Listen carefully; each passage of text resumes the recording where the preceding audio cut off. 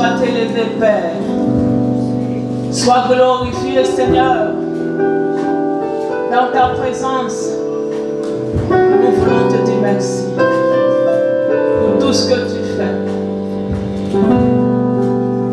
Notre adoration monte vers toi, Dieu de gloire. Toi qui as créé le ciel et la terre. Ce matin, nous voulons t'adorer. Nous t'appartenons, Papa. Et nous voulons glorifier ton nom en ce jour. Ce jour mis à part, nous voulons le célébrer pour toi. Ce jour mis à part, nous voulons t'honorer. Seigneur, regarde dans nos cœurs et reçois cette adoration. Regarde dans notre attitude et reçois cette adoration. Tu es digne d'être élevé, Papa. Tu es digne d'être élevé, mon Dieu. Tu es digne d'être célébré dans l'assemblée des saints. Et ton peuple, nous voulons te célébrer comme une seule personne par des acclamations ce matin.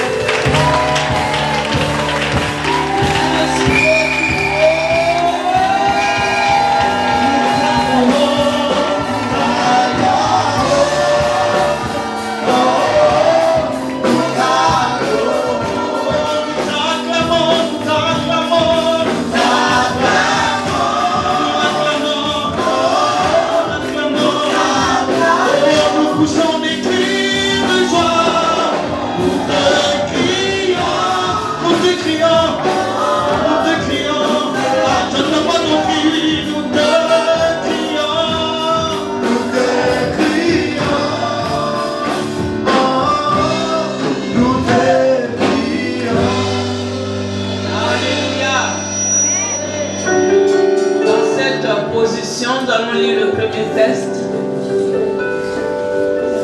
La technique méthode Ecclésiaste 3, verset 1. On y va 1, 2, 3, tous ensemble. Il y a un corps pour tout, un corps pour toutes choses sous les cieux. Je n'ai plus le sommeil et je suis comme l'oiseau solitaire sur un bois. Chaque jour mes ennemis me font la joie. Et c'est à moi que je suis mes adversaires en fureur. Je mange la poussière au lieu du pain. Et je mets des larmes à ma boisson. À cause de ta colère et de ta fureur, car tu m'as soulevé les cheveux rouges. Mes jours sont comme l'ombre à son déclin. Et je me sèche comme l'air.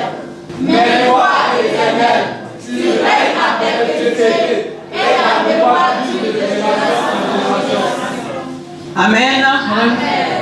On remet le premier verset. On peut acclamer la parole de Dieu. Alléluia. Ah, ta manière d'acclamer là. Acclame la parole de Dieu. Acclame la parole de Dieu. Amen. On s'assoit dans la présence de Dieu. Ce matin, dis à ton voisin, il y a un temps pour tout. Il y a un temps pour pleurer. Il y a un temps pour se lamenter. Il y a un temps pour se soucier.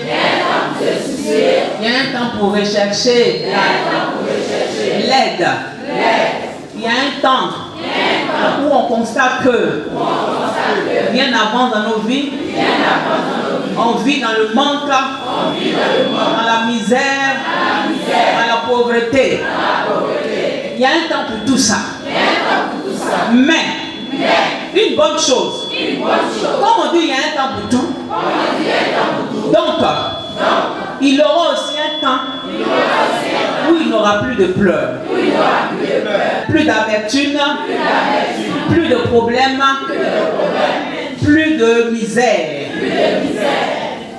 Tu me regardes moi. Il te regarde quelqu'un à côté de toi, plus tu parles. Amen. Alléluia. Tout ce que tu as dit là, il fallait t'adresser à quelqu'un. Alléluia. Pour qu'ils puissent comprendre que le temps où on est malmené, on est maltraité là, ce n'est pas un temps qui va rester indéfiniment. Amen. Un temps où souvent on a des difficultés à manger, on a des difficultés à avancer, on a des difficultés à prier. Ce temps-là va passer. Parce que Ecclésiaste dit qu'il y a un temps pour tout. Amen. Et il y a un temps pour toutes choses sous les cieux. Bien aimé, nous sommes sous les cieux. Amen. Nous ne sommes pas au-dessus, nous sommes le ciel en haut, nous sommes en bas. Donc là où nous sommes, là, il y a un temps pour tout. De la même manière que dans le mois de juin, c'est un temps de pluie. Peut-être en janvier, ça peut être un temps de pluie. Alléluia. Ça va venir par intermittence, mais ça ne va pas pleuvoir comme en juin, on le constate. Alléluia. Parce qu'en ce moment-là, c'est le temps de la pluie. Dis Amen. Alléluia. La pluie ne viendra pas tous les jours, tous les mois. Amen.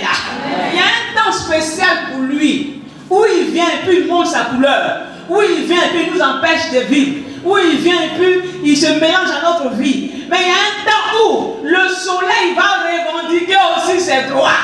Vous dites soleil, pluie, arrête-toi. C'est le temps où moi je dois briller. C'est le temps où je dois briller. Je ne sais pas jusqu'à quand la pluie a montré sa couleur dans ta vie. Mais je viens te dire, le soleil qui est assis, il aura un temps pour lui où il va apparaître dans ta vie. Et quand le soleil arrive, la pluie n'a plus sa place. On ne verra nulle part, il pleut, il y a le soleil. Quand on le constate, les gens disent que c'est l'éléphant qui est en train d'accoucher.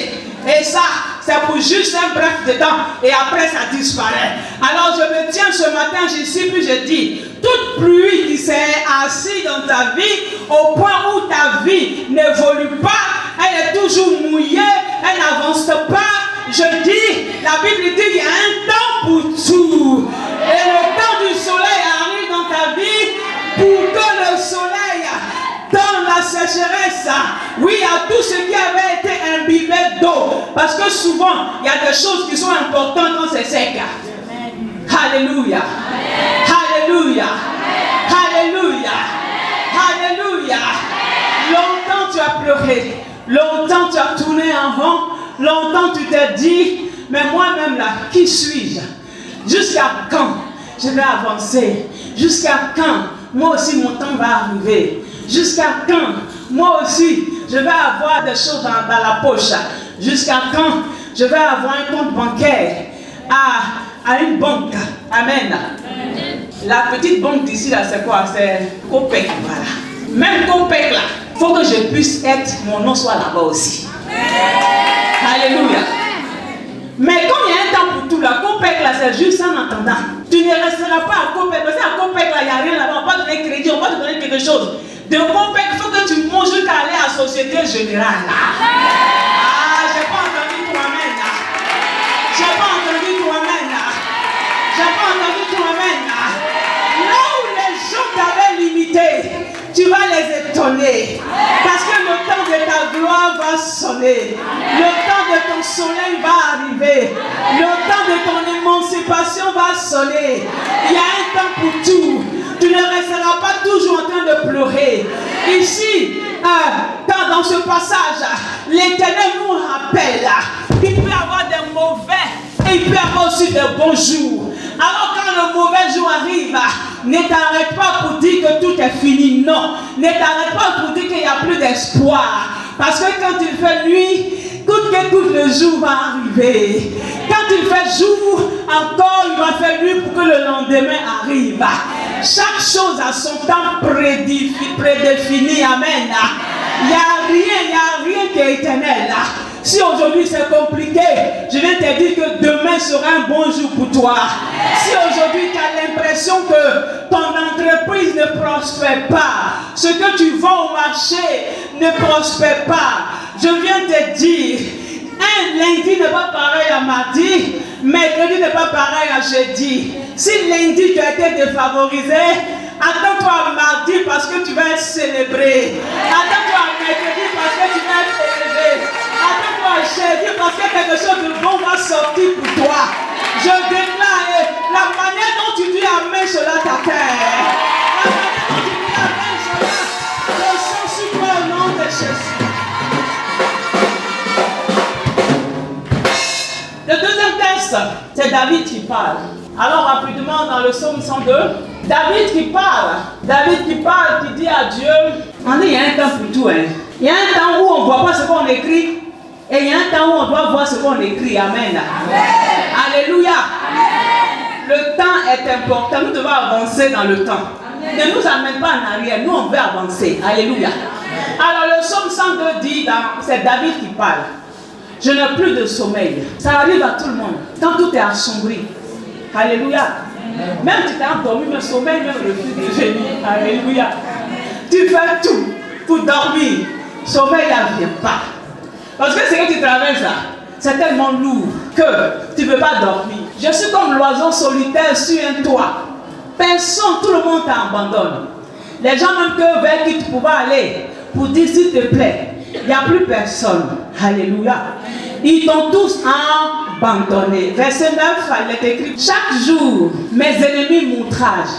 Et c'est par moi que je jure mes adversaires en fureur. Chaque jour, mes ennemis m'outragent. Les gens se lèvent contre moi. J'entreprends quelque chose, ça n'avance pas. J'envisage me marier, mais l'esprit de famille fait que le mariage s'éloigne de moi. J'entreprends des choses. Je dis j'entreprends, je veux voyager, mais voyage là, ça ne vient pas aussi. Je dépose mon dossier pour travailler, on prend les autres, moi on ne me prend pas. C'est-à-dire mes ennemis sont tout le temps en veille pour contrecarrer tout ce que je fais. Ils m'outragent, ils m'attaquent. Quand je mets un pion ici, ils viennent, ils déplacent le pion. Quand je fais quelque chose ici, ils déplacent cela. Quand j'entreprends à gauche, ils annulent ça à droite. Et ils se disent que tant que eux ils sont sur la terre, là, moi je ne vais pas avancer. Tant qu'ils sont sur la terre, tu ne vas pas avancer. Tant qu'ils sont sur la terre, il n'y aura pas de prospérité.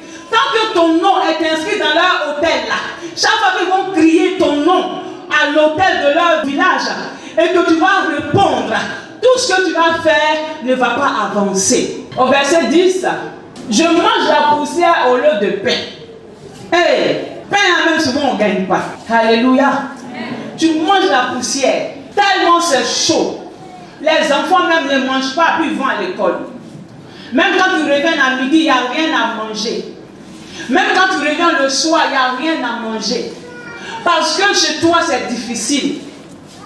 Et il dit ma boisson est mélangée de larmes. Parce que même quand tu veux boire quelque chose, tu ne fais que pleurer seulement. Tu vois que toi ta vie n'évolue pas. Toi ta vie n'avance pas. Alors au verset 11, ici c'est David qui parle. À cause de ta colère, de ta fureur, car tu m'as soulevé et jeté au loin. Amen. Amen. Parce que l'Éternel s'est mis en colère contre cette personne-là, contre David. Quand l'Éternel se met en colère contre nous, voilà le résultat. Il l'a soulevé et puis il l'a jeté loin. Il a détourné son regard de David. Et voilà un peu la vie qu'il est en train de subir. Alléluia. Amen. Amen. Amen. Amen. Amen. Nous, souvent dans nos cas, ce n'est pas parce que Dieu est fâché contre nous. Amen. Mais c'est les auteurs de nos familles qui nous font vivre ce genre de vie. Alléluia. Ce n'est pas parce que tu as péché, ce n'est pas parce que tu as... Pour les uns, les autres, ça peut rejoindre la vie de David par rapport à leur vie, leur comportement. Mais la plupart subissent ce qui a été dit à partir d'un autel. Si dans ta région, dans ta famille, une adoration a été faite, et le sacrifice qui a été fait, c'est que je vous donne la prospérité, mais qu'il n'y aura point de mariage, tu vas beau prier, tu ne peux pas avoir de mariage. Alléluia. Si ce qui a été dit, donné en retour, je vous donne, oui, la bénédiction, vous allez être prospère, prospère, prospère, mais à partir d'un certain nombre d'années, ils vont revenir à la case de départ. Et cela, tant que cela est dit à l'autel, et tant que cela est relayé à chaque fois, quel que soit là où tu es, parce que si ton nom est encore cité à cet autel, tout ce qui est dit là-bas, cela t'atteint. Alléluia. Amen. Au verset 12, il est écrit quoi? Mes jours sont comme l'ombre à son déclin, et je me dessèche comme l'herbe. Au verset 13, mais toi, Éternel, tu règnes à perpétuité, et ta mémoire dure de génération en génération. Amen. Amen. Qui règne dans ta vie? Qui règne dans ta vie? Qui règne dans ta vie? Ce n'est ni un autel de ta famille qui règne en toi. Ce n'est ni un chef de ta famille qui règne sur ta vie. Alléluia. S'il y a un chef de ta famille qui règne sur ta vie, il faut sortir de ce règne-là. Parce que le règne de l'Éternel est à perpétuité. sa face sur toi, cela ne s'arrêtera pas. Amen. Quand l'Éternel va venir vers toi pour te dire c'est le temps où il doit te visiter, cela ne s'arrêtera pas. Amen. Mais bien aimé, Dieu est dans l'éternité. Et nous devons savoir que la Bible dit qu'il y a un temps pour tout. Il faut que tu sois capable de comprendre quel est le temps dans lequel tu te trouves. Alléluia. Amen. Tu es dans quel temps actuellement? Est-ce que c'est un temps de pleurs ou c'est un temps de joie? Amen. C'est pour cela que nous devons avoir la parole de Dieu en mémoire. Parce que si tu ne connais pas la parole, des bénédictions vont t'échapper sans que tu ne t'en rendes compte. Alléluia. Alléluia. C'est avec la parole que nous réclamons ce qui est pour nous. Et quand cette parole est brandie devant Dieu, il se lève de son trône et il agit parce qu'effectivement il a dit cela dans sa parole. Le peuple de Dieu a été tenu captif pendant des années. Et il a fallu qu'une personne se lève pour dire, mais attends, le temps où on devait être emprisonné, ce temps-là est arrivé. Comment ça se fait que des années encore en plus se rajoutent? Et quand ils se sont levés pour dire, Seigneur, tu avais dit qu'on devait seulement être captif pendant 400 ans. Qu'est-ce qui se passe? Quelqu'un doit se lever pour regarder dans la parole de Dieu. Quel est le temps dans lequel tu te trouves?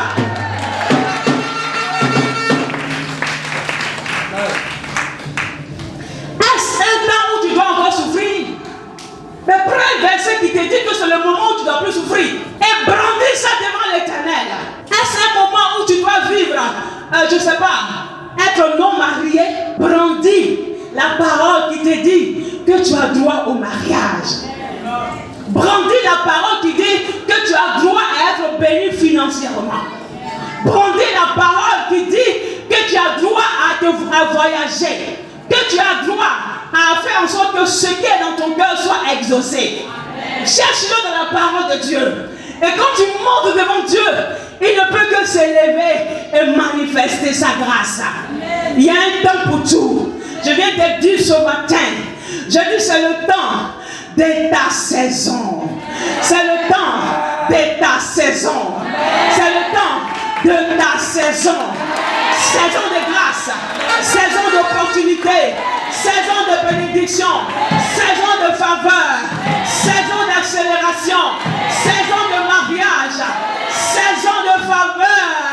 Ah, la manière dont tu dis amen, ça ne m'encourage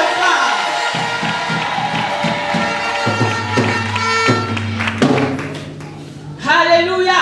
Amen. La saison où tu pleurnichais là, il faut que ça passe.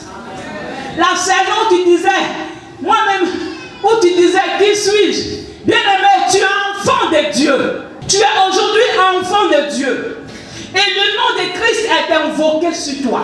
Et quand le nom de Christ est invoqué sur nous, il y a tellement de privilèges que nous sommes réservés dans la parole de Dieu. Donc tu ne sais pas à quoi, c'est-à-dire ce qui t'attend. Tu ne sais pas c'est quoi ta bénédiction, c'est quoi ton héritage. Tu souffres. Mais quand tu sais que tu n'es pas n'importe qui, quand tu sais que tu es un enfant de Dieu, quand tu sais que Jérémie dit, avant que Dieu te marque ses formes, je te connaissais, je t'avais choisi, je t'avais prédestiné à être enfant de Dieu, à être servant de Dieu, à être celle ou celle qui doit dominer. Quand même c'est compliqué, tu te lèves et tu cherches le livre de Jérémie et tu dis, Seigneur, tu avais dit cela, où est ma part? Où est ma part? Où est ma part? Où est ma part? Parce que tu as compris que Jérémie a écrit pour te bénir, a écrit pour rappeler que tu ne fais encore rien. Il t'avait déjà choisi. Il dit, il te connaissait. Alléluia. Alléluia. Alléluia. Il dit, les projets que j'ai faits pour vous, ce ne sont pas des projets de malheur, mais des projets de bonheur. Mais des projets de bonheur. Bien-aimé, toi actuellement là, c'est quel projet tu es? C'est un projet de malheur ou un projet de bonheur? C'est un projet de bonheur.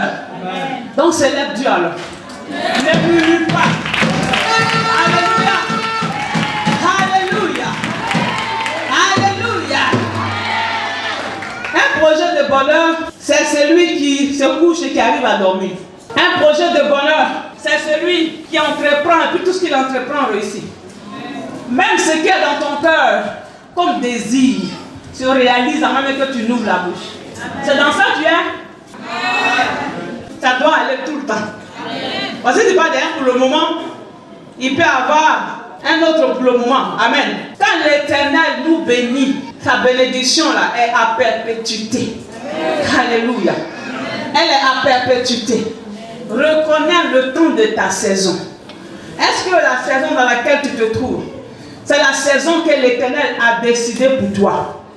Est-ce que dans la saison dans laquelle tu es, tout ce que tu entreprends fleurit? Est-ce que dans la saison dans laquelle tu es, le travail que tu voulais, ce que tu es en train de faire, est-ce que le salaire que tu as te suffit? Est-ce que tous tes projets là ont trouvé leur accomplissement? Si ce n'est pas le cas, je te demande de te référer à la parole de Dieu. Parce que dans la parole de Dieu, il y a réponse à tout. Alléluia. Il y a réponse à tout. Dans une saison de maladie, la Bible te dit, va te parler comment tu dois faire pour sortir de cette maladie. En brandissant la parole. Dans une saison de sécheresse, il va te référer à la parole. Comment faire pour que tu sortes de cette sécheresse? Alléluia. Dieu, le Dieu que nous servons, il est dans l'éternité. Mais par ta prière, il faut le faire sortir de l'éternité pour qu'il arrive dans ton temps. Quelqu'un me comprend? Dieu, il est dans l'éternité. Amen. Qui comprend ce qu'on appelle l'éternité? L'éternité, c'est quelque chose qui n'a pas de fin. Ça n'a pas de fin, il dure à toujours. Alléluia. Mais quand il est dans l'éternité, toi, ta situation là, le temps dans lequel tu es, ton projet c'est que Dieu te donne le pouvoir multiplier ce que tu as. N'est-ce pas? Celui à qui tu parles là, il est dans l'éternité. Il s'appelle Dieu. Toi, ton projet là, tu veux que ça le fasse maintenant. Donc dans ta prière là, tu le fais lever de son éternité et qu'il descend dans ton temps. Amen. Il descend dans ton temps. Ton temps là, c'est maintenant. Mais si tu fouilles dans la Bible, tu vas voir que des gens, ils avaient droit à des choses. Mais par leur ignorance, pour pouvoir revendiquer cela, ce qu'on avait prophétisé sur leur vie, le temps est arrivé, juste quand même c'est dépassé. Ils n'ont pas vu l'accomplissement de ça. Là, il y avait comment qu'il y a des gens qui ont reçu des prophéties dans la Bible et ils ont salué de loin. Ils sont pauvres. Prophétiser ta vie n'avait pas forcément dit que ce qu'on a dit, ça va s'accomplir. Il y a des gens qui ont reçu des prophéties, c'est dans la Bible. Ils ont salué de loin. Parce qu'ils ne sont pas restés en vie pour voir l'accomplissement de ces prophéties-là. Prophétie peut être sur ta vie et toi-même tu peux mourir avant le temps de la prophétie. Quelqu'un me dit Amen. Amen. Quelqu'un me dit Amen. Amen. Prophétie peut être sur ta vie, le temps arrive. Le temps qu'on a dit là, ça arrive. Mais ça vient, ça va dépasser, ça va continuer. Au point où la prophétie là, elle t'a dépassé. Toi-même tu es resté en arrière. Nous devons faire en sorte que l'éternel est dans l'éternité. Alléluia. On l'appelle l'éternel. Parce qu'il est dans l'éternité. On doit faire en sorte qu'il descende à notre temps. Le temps de Salomon, c'est qu'en ce moment précis, dans ces temps dans lesquels nous sommes, Salomon veut avoir la visitation de l'éternel pour qu'il puisse avoir une multiplication des magasins dans sa vie. Amen. Parce qu'il est déjà à son propre compte. Mais il attend de l'éternel que Dieu se lève pour que son désir soit exaucé. Amen. Salomon, quand tu pries, tu vas dire Seigneur, il y a un temps pour tout. Il y a un temps où j'avais qu'un seul magasin. Mais maintenant, je déclare que c'est le temps où je puisse avoir 2, 3, 4 magasins. Tu dois prophétiser ce que tu veux dans ta vie. Tu dois prophétiser ce que tu veux. Et tu dois amener ça aussi dans la parole de Dieu. Recherche dans la parole de Dieu. La Bible dit qu'il n'est pas un Dieu qui dort. Il ne sommeille ni ne dort. Alors tu vas dire, comme tu ne dors pas, tu ne sommeilles pas. Alors lève-toi de ton trône là et accorde-moi mes magasins au nom de Jésus. Car c'est le temps où je dois posséder plusieurs magasins. C'est le temps où je dois être dans une accélération de magasins. Alors j'attire maintenant dans le ciel là, que mes magasins soient commandés et que cela atterrisse dans mon temps. Que cela atterrisse dans mon temps. Que cela atterrisse dans mon temps.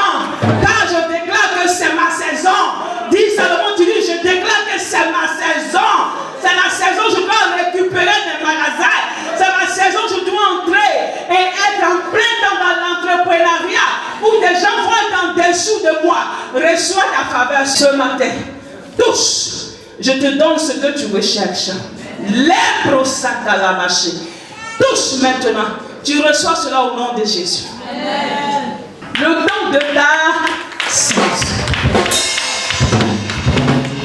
Alléluia. Amen. Pour sortir de la délivrance, tu dois être dans le temps de ta saison. Amen. Amen. Pour sortir du chômage, tu dois être dans le temps de ta saison. Pour que tu puisses avoir le salut, tu dois être dans le temps de ta saison. Hein. Sinon, tout le monde allait accepter le Seigneur. Vous êtes d'accord avec moi? Il y a des gens à qui on parle, ça leur dit rien pour le moment parce que ce n'est pas encore leur temps. Alléluia. Amen. Parce que nous autres, même là, quand on nous parlait, on ne croyait pas. Amen. Amen. Chaque personne a son temps. Alléluia. Ça vous dirait que vous parlez à quelqu'un de Jésus et qu'il ne réagit pas. Ce n'est pas avec la force. Ce n'est pas avec la force. Tous ceux qui appartiennent au Seigneur là, ils vont rentrer dans la bergerie avant que le Seigneur n'arrive. Alléluia.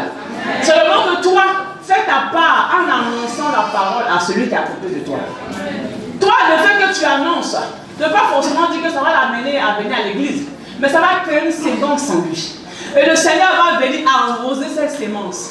Partout où il ira, cette sémence produira quelque chose en lui. Même s'il n'est pas dans ton église, mais il va aller quand même dans une église, il sera sauvé dans ton canal au nom de Jésus. Et le temps de cette personne a commencé depuis le jour où tu lui annonces l'évangile. Il y a des gens, quand tu annonces, tu penses que, enfin, il ne s'est rien passé, mais tu penses qu'il ne s'est passé rien en réalité. Il se passe des choses dans le spirituel. Alléluia. Vous savez, il y a des enfants de perdition et il y a des enfants qui seront sauvés. Ce n'est pas tout le monde qui va être sauvé. Hein. Qui est au courant qu'il y a des gens qui seront perdus? Alléluia. Ce n'est pas tout le monde qui va être sauvé.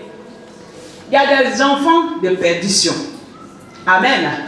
Donc, quand toi tu annonces l'évangile, tu fais ta part.